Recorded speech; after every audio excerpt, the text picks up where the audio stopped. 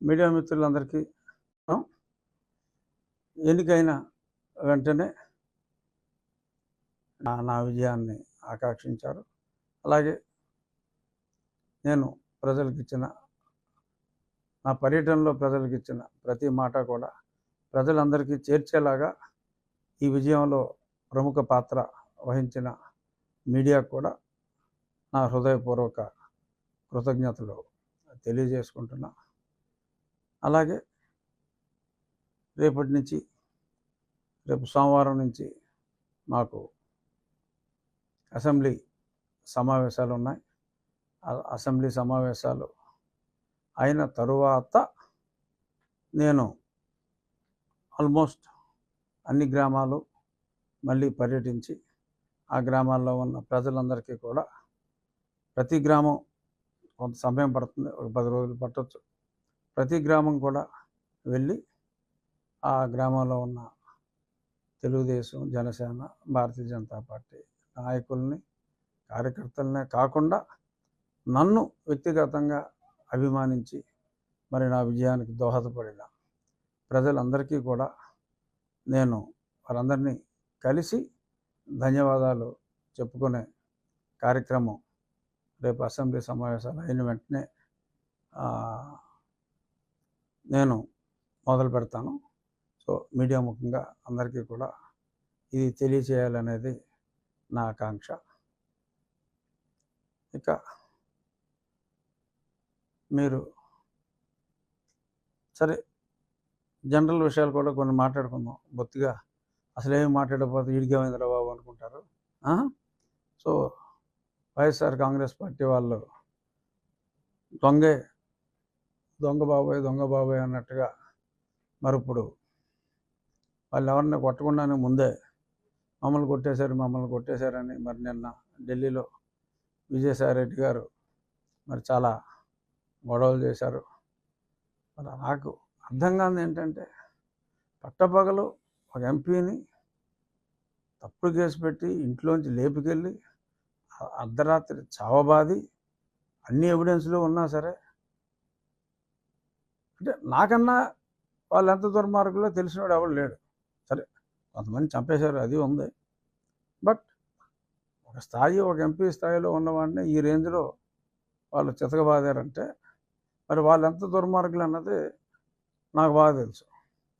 మరి వాళ్ళు ఇవాళ అలా చేశారు ఇలా చేశారని కనీసం నా ఫ్లెక్సీని కూడా 4 సంవత్సరాల్లో ఎవరిని కట్టినవాళ్ళ, అది మీ అందరికీ తెలుసు. మీడియా ఎవరైనా కడితే వాళ్ళకి ఆ పోలీసు వాడు ఫోన్ చేసి వార్నింగ్ ఇచ్చేవాడు.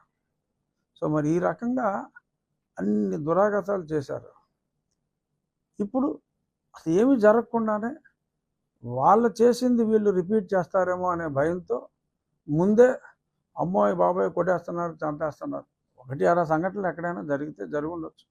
అది పార్టీలకి సంబంధం లేదు. ఇద్దరు వ్యక్తుల మధ్యన ఏమన్నా ఉంటే ఎవడు దెబ్బతింటే, ఇద్దరు కొట్టుకుంటే ఎవరు దెబ్బతింటే ఆ దెబ్బతిన్న వ్యక్తికి వైసీపీ ముసుగేసి వైసీపీ వాళ్ళని చంపేశారు అంటున్నారు. నేను ముందు నుంచి చెప్తున్నా, అరే ఆ పార్టీ సంకనాకి పోతుందిరా బాబు, ఓ 20 సీట్ల కన్నా రావు. సరే 11 వచ్చినాయి, నా అంచనాలు తప్పని 20 సీట్ల కన్నా రావు అని ఎన్నోసార్లు నేను చెప్పా. చివరిలో కూడా అలా మాటలని పందాలు కాసుకుంటారేమో, అది పిచ్చి ఆసుపత్రిలో చేసుకోవాలి. అక్కడ ప్రమాణ స్వీకారాలు ఏంటి, ప్రజల ఓట్లన్నీ అక్కడ పడిపోయినాయి, చాలా దారుణంగా ఉంది పరిస్థితి, పందాలు కాయకండి రా బాబు, తర్వాత మళ్ళీ మీరు ఇబ్బంది పడతారని కూడా చెప్పా. ఆ పందాలు కాసుకున్న వాళ్ళు కొద్దిమంది ఆత్మహత్య చేసుకుంటున్నారు. సో మనస్తాపంతో ఆత్మహత్య అని చెప్పి, వైసీపీ రాలేదని మనస్తాపంతో ఆత్మహత్యలు అని చెప్పి మళ్ళీ దానికి ఒక డిఫరెంట్ మీనింగ్. మళ్ళీ జగన్మోహన్ రెడ్డి గారు బహుశా ఓదార్పు యాత్ర 2.0 స్టార్ట్ చేస్తారేమో, నాకు తెలియదు. నేను ఇంకా ఈ రోజు నుంచి వ్యక్తిగతంగా జగన్మోహన్ రెడ్డి గారి గురించి నేను మాట్లాడదలుచుకోవాలి. ఎందుకంటే ఆయన భాషలో చెప్పాలంటే మంచోషాడు, ఆయన చేయాల్సింది చేశాడు, వెళ్ళిపోయాడు. ఇప్పుడు జనాలు చూసేది మేమేం చేస్తాం, మేమిచ్చిన హామీలు ఎలా నెరవేరుస్తాం, ఎన్నో హామీలు ఇచ్చాం, ఆ హామీలు నెరవేరుస్తారా లేదా అనే దాని మీద జనం దృష్టి ఉంటుంది తప్ప జనాల దృష్టి ఇంకా జగన్మోహన్ రెడ్డి గారి మీద కానీ వైఎస్ఆర్ కాంగ్రెస్ పార్టీ మీద కానీ ఉండదు, ఉండకూడదు కూడా, అనవసరం. ఇప్పుడు మేము మాట ఇచ్చాం, మా మాట ప్రజలు విశ్వసించారు, జగన్మోహన్ రెడ్డిని కాదనుకున్నారు. మాకు మేము ఊహించిన దానికన్నా కూడా పెద్ద అందలం ఎక్కించారు. మొన్న మా ఎమ్మెల్యేల మీటింగ్లో కూడా చంద్రబాబు నాయుడు గారు అదే స్పష్టంగా చెప్పారు. మనకి ప్రజలు అధికారం ఇవ్వలేదు, మనకి ప్రజలు ఒక బాధ్యత అప్పచెప్పారు. ఆ బాధ్యతని సక్రమంగా నిర్వహించాలి.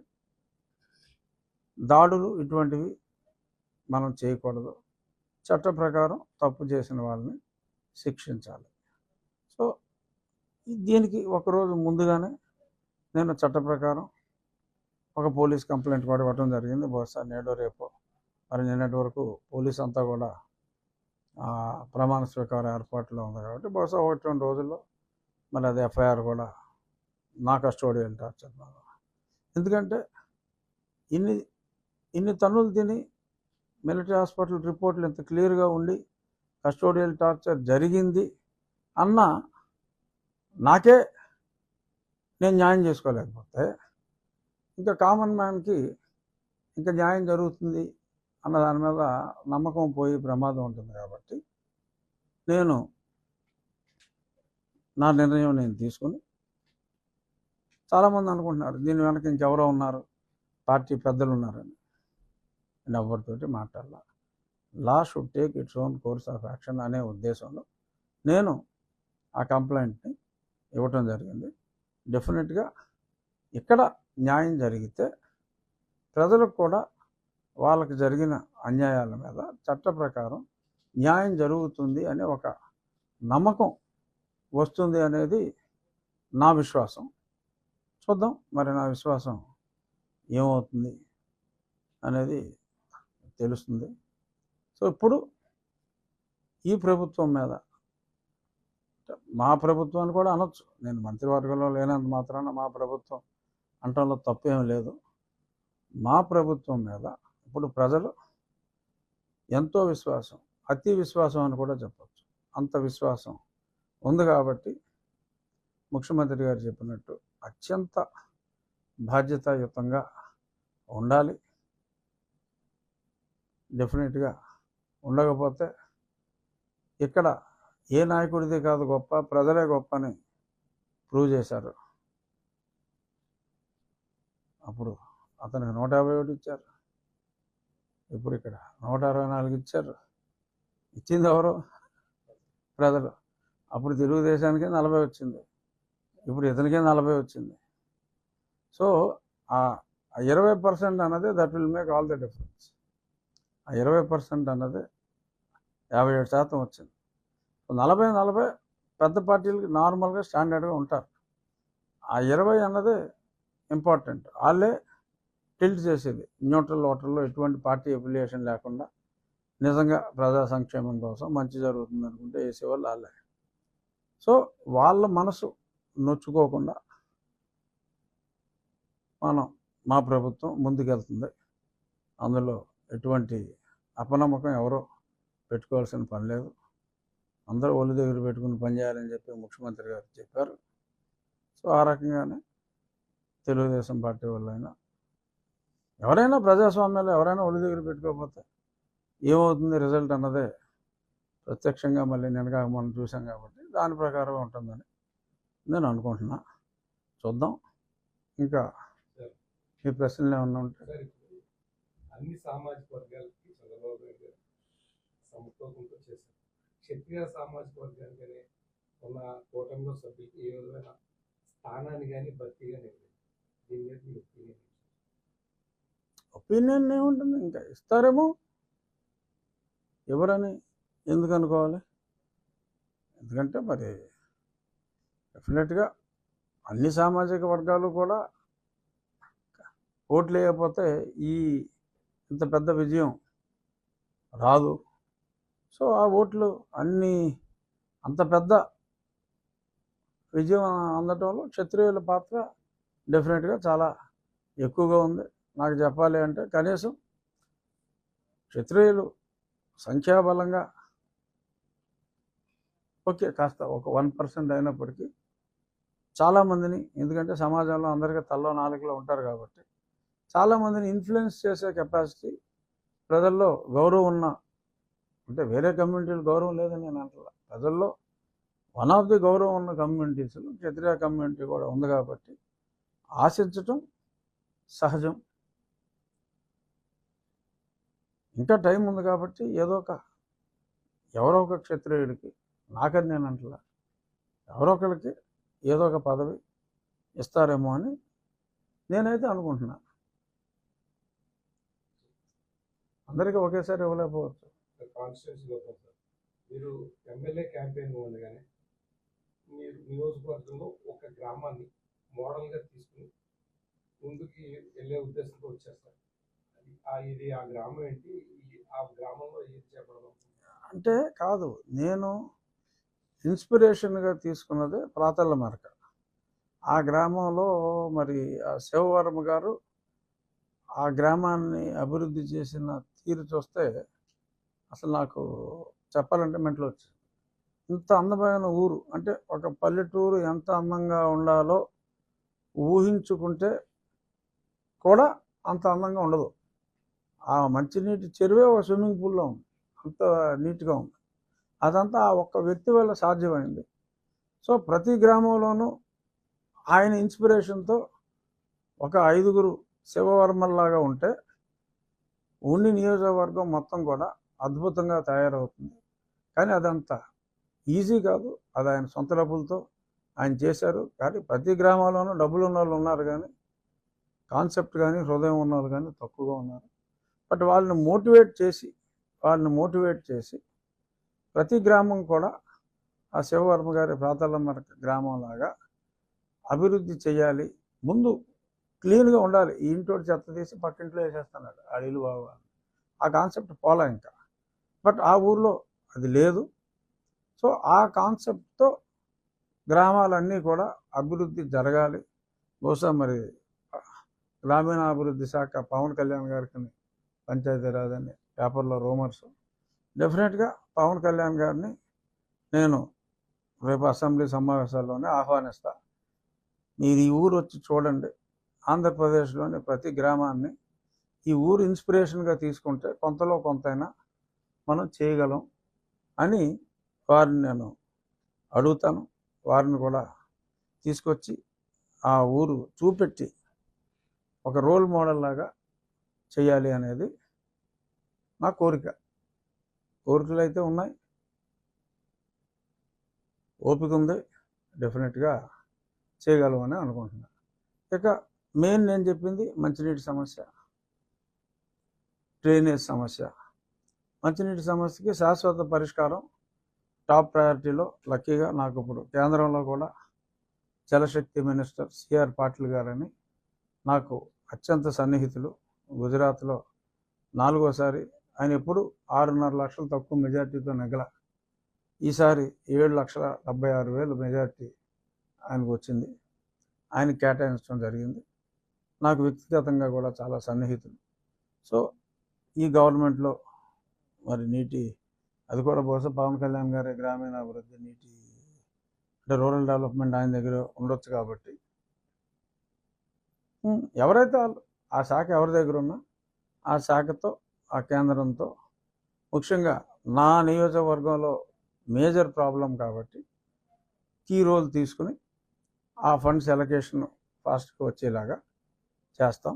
ఈలోపు ఆ పరిమళ నుంచి ఆ ఉన్న లైన్కి ఆ మరమ్మతులన్నీ చేసి దానివల్ల ఒక 45-46 గ్రామాలకి, ఈ 70లో 45-46 గ్రామాలకి టెంపరీగా ఒక మంచి పరిష్కారం వచ్చే అవకాశం ఉంది.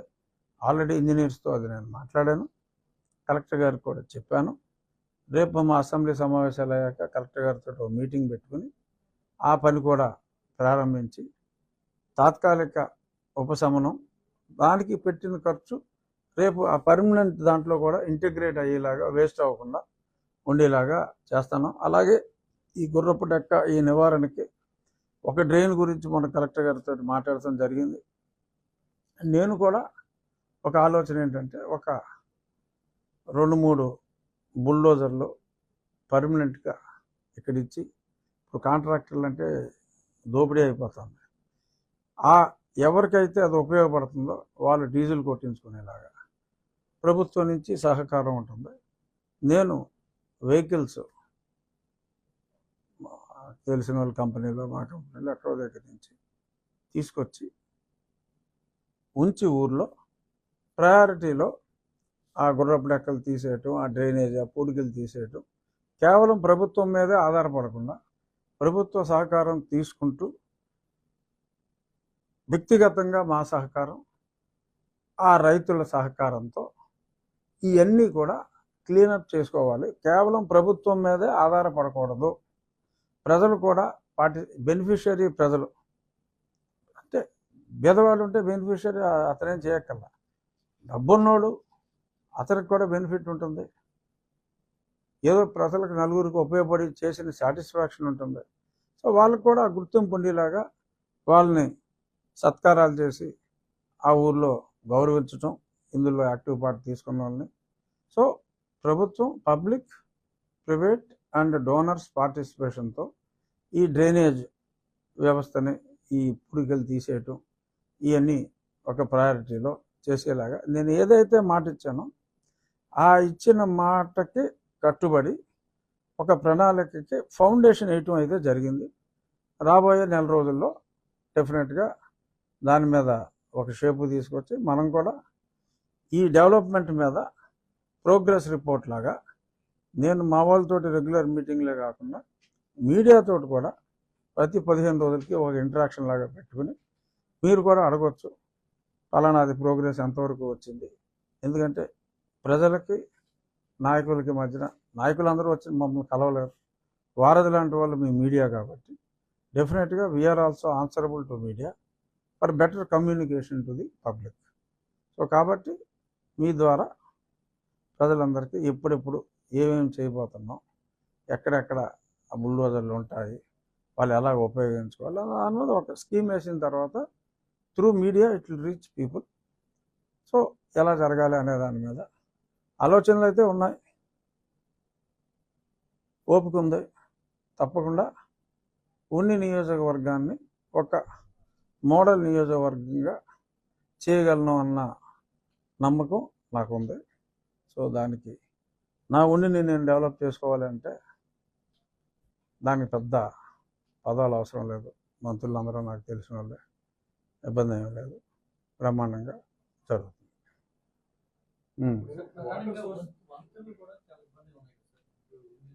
ఇది అది మెయిన్ ఈ వంతెన, మా కోపెల్ల వంతెన.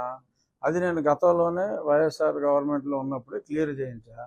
ఇప్పుడు ఆ శాంక్షన్ అలాగే ఉంది. ఆ కాంట్రాక్టర్లు అప్పుడు ఎవరో రాలేదు. ఇప్పుడు ఆ కాంట్రాక్టర్లని మళ్ళీ అది రీటెండర్ పిలిచి, సో అవసరమైతే ఇనీషియల్ ఫండింగ్ ఎవరితోటన్నా ఆ కాంట్రాక్టర్కి అప్పిప్పించైనా సరే, మొబిలైజేషన్ ఫండ్ ఇవ్వలేని పక్షంలో అప్పిప్పించైనా సరే ఆ పని అయితే మొదలుపెట్టాం.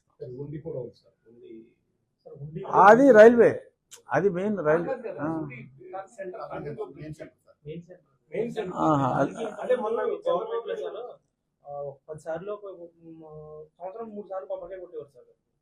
ఓ ఆల్రెడీ 30 సార్లు అయిపోయిందా?